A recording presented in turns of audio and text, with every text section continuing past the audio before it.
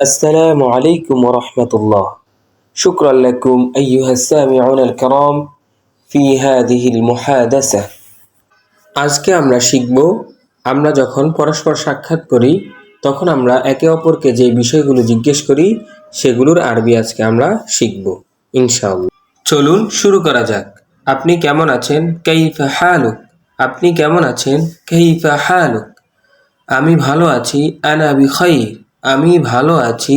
আনা বিখাইর। আর এখানে দেখতে পাচ্ছেন লেখা আছে আপনার নাম কি। তো এর আরবি হচ্ছে মাসমুক।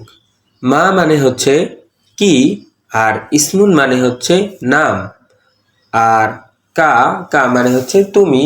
সেটি তো আপনি জানেনই। তো সেক্ষেত্রে আপনাকে বলতে হবে আপনার নাম কি, এর আরবি হবে মাসমুক। উত্তরে বলা হবে যে আমার নাম অমুক। তো এখানে আমরা একটা নাম দিয়ে দিয়েছি যে আমার নাম তালহা, ইসমি তালহা। তো ইসমুন মানে তো হচ্ছে নাম, আর ইয়া মানে হচ্ছে আমার। তো ইসমি মানে হচ্ছে আমার নাম।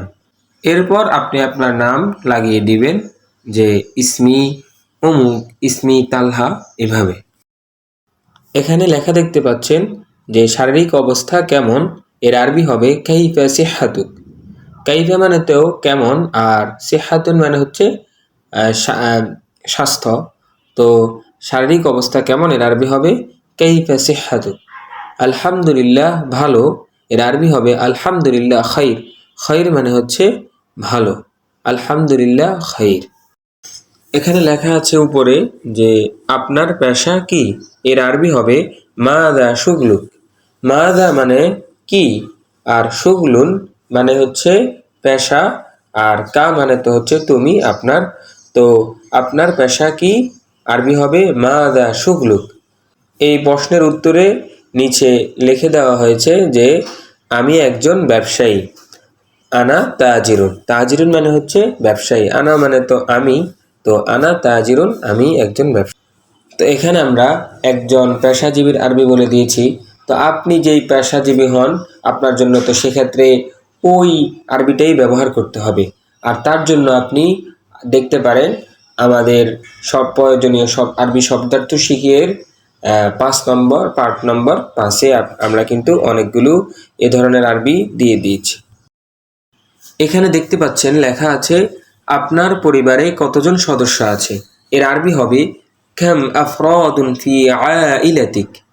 কাম মানে হচ্ছে কত, আফরাদ মানে হচ্ছে সদস্য বিন্দু, আর ফি মানে তাতে, আর আইলাতুন মানে হচ্ছে পরিবার, কা মানে হচ্ছে আপনার।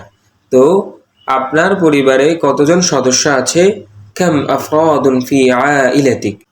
আর এখানে একটি উত্তর লিখে দেওয়া হয়েছে যে 5 জন সদস্য আছে, এর আরবি হবে খামসাতু আফরাদিন ফি আইলাতি।